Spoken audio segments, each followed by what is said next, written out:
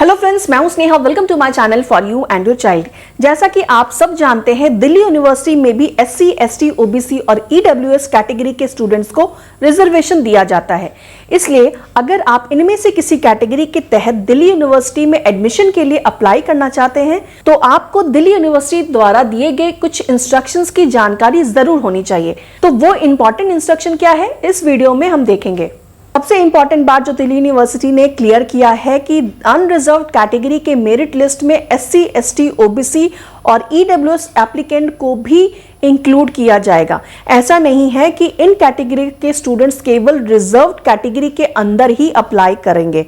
अगर इन कैटेगरी के स्टूडेंट्स का मार्क्स इतना आता है कि उनका नाम मेरिट लिस्ट में आ गया है तो वो अनरिजर्व्ड कैटेगरी के तहत मेरिट लिस्ट के तहत वो अपने एडमिशन को क्लेम कर सकते हैं। अगर कोई स्टूडेंट SC, ST, OBC और EWS कैटेगरी के तहत दिल्ली यूनिवर्सिटी में एडमिशन के लिए अप्लाई करना चाहता है तो उनको इन कैटेगरी से रिलेटेड ओरिजिनल सर्टिफिकेट्स कॉलेज में जमा करने होंगे और वो सर्टिफिकेट उनके ही नाम का होना चाहिए। ऐसा नहीं होगा कि ये सर्टिफिकेट उनके फादर के नाम का बना हुआ है या मदर के नाम का बना हुआ है और क्योंकि वो स्टूडेंट उनके बेटे हैं या बेटी है तो वो सर्टिफिकेट उनके लिए भी एप्लीकेबल होगा। उनको ये सर्टिफिकेट अपने ही नाम पे इशू करवाना होगा। SC और ST दोनों को मिला के 22.5% सीट्स इन कैटेगरी के स्टूडेंट्स के लिए रिजर्व होती है, जिसमें 15% शेड्यूल्ड कास्ट के लिए और 7.5% शेड्यूल्ड ट्राइब्स के लिए रिजर्व्ड होती है। ये परसेंटेज आपस में इंटरचेंज भी हो सकता है, यानी कि सिचुएशन के हिसाब से ये भी हो सकता है कि 15% शेड्यूल्ड ट्राइब को दे दी जाए अगर उनके एप्लीकेंट ज्यादा हैं और 7.5% शेड्यूल्ड कास्ट के स्टूडेंट को दे दी जाए अगर इस कैटेगरी के तहत कम स्टूडेंट्स अप्लाई करते हैं। ये कॉलेज की जिम्मेदारी है कि 22.5% सीट्स जो SC, ST कैटेगरी के लिए रिजर्व की गई है इस पे स्टूडेंट्स का एडमिशन हो, वो सीट्स खाली ना हो। अगर किसी SC, ST के स्टूडेंट ने किसी और मीडियम में पढ़ाई की है, यानी किसी और भाषा में अपना एग्जाम दिया है या किसी और भाषा में अपनी पढ़ाई पूरी की है और उनको उस कॉलेज में जो मीडियम ऑफ इंस्ट्रक्शन है, यानी कि जिस भाषा में उस कॉलेज में पढ़ाई होती है उस लैंग्वेज की, उस भाषा की बहुत अच्छे से जानकारी नहीं है, तो इस मुद्दे को लेकर कोई भी कॉलेज SC, ST के उन स्टूडेंट का एडमिशन कैंसिल नहीं कर सकता है। ये कॉलेज की जिम्मेदारी है कि अगर उनका एडमिशन SC, ST कैटेगरी के जो भी क्वालिफिकेशन है उसके तहत होता है तो उनकी जो प्रॉब्लम है भाषा को लेकर उसके लिए उनको रेमेडियल क्लासेस दी जाए, एक्स्ट्रा क्लासेस दी जाए। इसका शुल्क यूनिवर्सिटी ग्रांट कमीशन को जो फंड दिया जाता है, जो ग्रांट दिया जाता है उससे अरेंज हो। स्टूडेंट से किसी भी तरह का एक्स्ट्रा क्लासेस के लिए चार्जेस ना लिया जाए। एक सवाल जो हर स्टूडेंट जानना चाहते हैं कि कितने परसेंट का रिलैक्सेशन, कितने परसेंटेज की छूट स्टूडेंट को एडमिशन के टाइम दी जाती है, तो वो है 5%। यानी कि किसी भी कोर्स में एडमिशन के लिए जो परसेंटेज रिक्वायर्ड है उस परसेंटेज से 5% कम में भी SC, ST का एडमिशन उस कोर्स में हो जाएगा। और अगर ये 5% रिलैक्सेशन देने के बाद भी अगर SC, ST की सीट्स खाली रह जाती है तो उसको फिल करने के लिए दिल्ली यूनिवर्सिटी 5% से ज्यादा का भी रिलैक्सेशन स्टूडेंट को दे सकते हैं। तो इस केस में जो मैक्सिमम छूट दी जा सकती है SC, ST कैटेगरी के स्टूडेंट को कि वो ये है कि उस कोर्स में जो मिनिमम पास परसेंटेज है उनको स्कोर करना होगा। स्क्रीन पे आप देख सकते हैं उन अथॉरिटीज की डिटेल जिनके द्वारा बना हुआ SC, ST का सर्टिफिकेट ही दिल्ली यूनिवर्सिटी में एडमिशन के लिए मान्य है। इसके अलावा जो किसी अथॉरिटी से अपना SC, ST का सर्टिफिकेट बनवाते हैं तो वो मान्य नहीं होगा, उससे यूनिवर्सिटी एक्सेप्ट नहीं करेगी।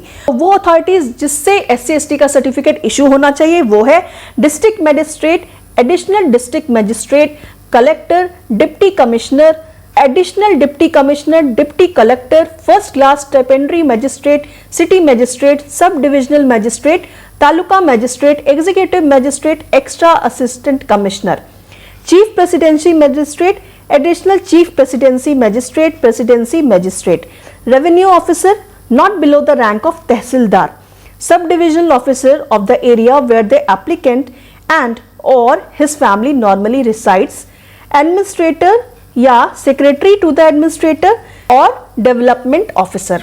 अगर स्टूडेंट SC, ST के तहत अप्लाई करते हैं तो उनका जो कास्ट है, जो ट्राइब है, वो गवर्नमेंट ऑफ इंडिया के जो शेड्यूल्ड है उसका जो लिस्ट है उसमें वो कास्ट या ट्राइब रिकॉग्नाइज्ड होना चाहिए। तो अप्लाई करने से पहले आप ये जरूर चेक कर लें कि आपका कास्ट या आपका tribe government of India schedule में SC/ST कैटेगरी के तहत मिलने वाले रिजर्वेशन के लिए मान्य है या नहीं है। कास्ट सर्टिफिकेट होगा, उसमें सारी डिटेल्स क्लियर होने चाहिए। आपका नाम, आपका कास्ट या ट्राइब का नाम, आप SC को बिलोंग करते हैं या ST को बिलोंग करते हैं, डिस्ट्रिक्ट, स्टेट या यूनियन टेरिटरी कौन सा है जहां पर आप रहते हैं, कौन से गवर्नमेंट इंडिया शेड्यूल के अंदर आपका कास्ट या आपका ट्राइब SC/ST के लिए अप्रूव्ड है, उस शेड्यूल की डिटेल सर्टिफिकेट पे मेंशन होनी चाहिए। अगर रजिस्ट्रेशन के टाइम पे SC/ST का सर्टिफिकेट आप नहीं बनवा पाए हैं तो आपको अप्लाई करना होगा, और अप्लाई करने के बाद जो एक्नॉलेजमेंट स्लिप मिलती है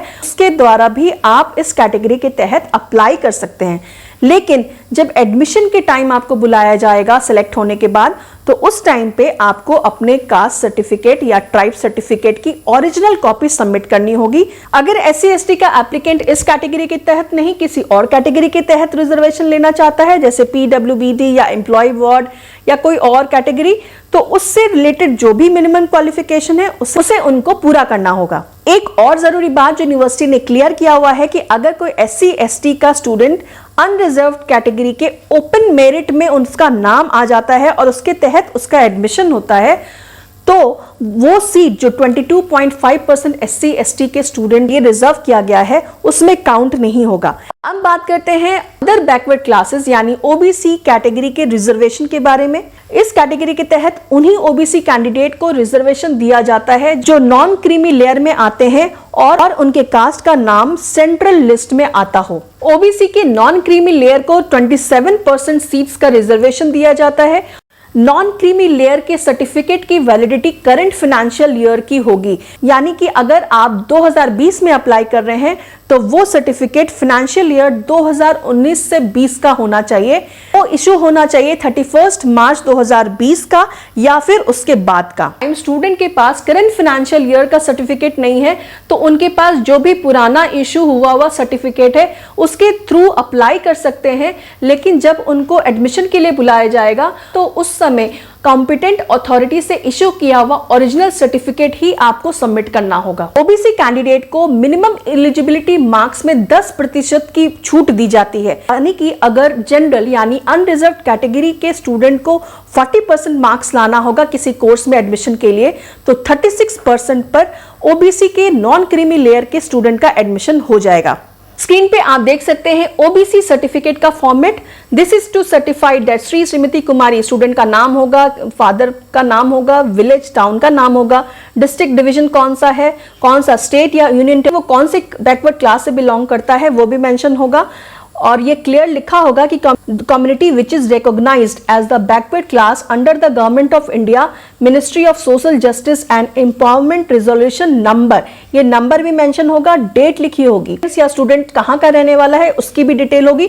साल 2019 से इकोनॉमिकली वीकर सेक्शन को भी किसी भी यूनिवर्सिटी में 10% सीट्स की रिजर्वेशन मिलती है। स्टूडेंट इकोनॉमिकली वीकर सेक्शन के तहत अप्लाई करना चाहते हैं वो जनरल कैटेगरी के होना चाहिए, वो शेड्यूल कास्ट, शेड्यूल ट्राइब या अदर बैकवर्ड क्लास जो सेंट्रल लिस्ट में जिनका नाम आता है उसका नहीं होना चाहिए, क्योंकि इनके लिए अलग से रिजर्वेशन दी जाती है, वो इस कैटेगरी के तहत यानी EWS कैटेगरी के तहत अप्लाई नहीं कर सकते हैं। इस कैटेगरी के तहत अप्लाई करने के लिए भी आपको कॉम्पिटेंट अथॉरिटी से इसका सर्टिफिकेट बनवाना होगा जो करंट फाइनेंशियल ईयर का होना। ये सर्टिफिकेट कहां से बनता है, कैसे बनता है, इसके लिए आप मेरा EWS का वीडियो जरूर देखें।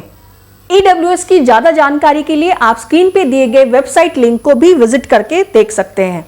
स्क्रीन पे आप देख सकते हैं इकोनॉमिकली वीकर सेक्शन के सर्टिफिकेट का फॉर्मेट, गवर्नमेंट ऑफ इंडिया लिखा होगा, सर्टिफिकेट नंबर होगा, डेट मेंशन होगी, करंट फाइनेंशियल ईयर मेंशन होना चाहिए, स्टूडेंट का नाम होगा, फादर का नाम होगा, परमानेंट एड्रेस, विलेज स्ट्रीट का नाम, पोस्ट का नाम, पोस्ट ऑफिस का नाम, स्टेट या यूनियन टेरिटरी का नाम, पिन कोड का, साथ में नीचे पासपोर्ट साइज की फोटोग्राफ होगी जो अटेस्टेड होगी। और इस सर्टिफिकेट में मेंशन होगा कि so and so whose photograph is attested below belongs to economically weaker section since the gross annual income of his or family is below to ₹8 lakhs, ₹8 lakh only for the financial year, current financial year होना चाहिए। His or her family does not own or possess any of the following assets: 5 acres of agricultural land and above, residential flat of 1000 square feet and above, residential plot of 100 square yards and above in notified municipalities, residential plot of 200 square yards and above in area other than the notified municipality. ये भी mention होगा कि जो candidate है उसका नाम क्या है और कौन से कास्ट को बिलोंग करता है, और caste is not recognised as a scheduled caste, scheduled tribe and other backward classes central list. और इस बात का भी आप ध्यान रखें कि आपका नाम, आपके नाम की स्पेलिंग, आपके पेरेंट्स का नाम, उनके नाम की स्पेलिंग सर्टिफिकेट में मेंशन्ड है, वही नाम और नाम की स्पेलिंग आपके एजुकेशन सर्टिफिकेट्स यानी 10th और 12th के सर्टिफिकेट्स में भी हो। तो सर्टिफिकेट में मेंशन नाम या नाम की स्पेलिंग में किसी भी तरह का अंतर नहीं होना चाहिए। तो उम्मीद करती हूँ इस वीडियो में दी गई जानकारी आपके काम की होगी। तो इस वीडियो को लाइक एंड शेयर जरूर कीजिए और मेरे चैनल को भी सब्सक्राइब जरूर कीजिए। Thank you so much for watching this video.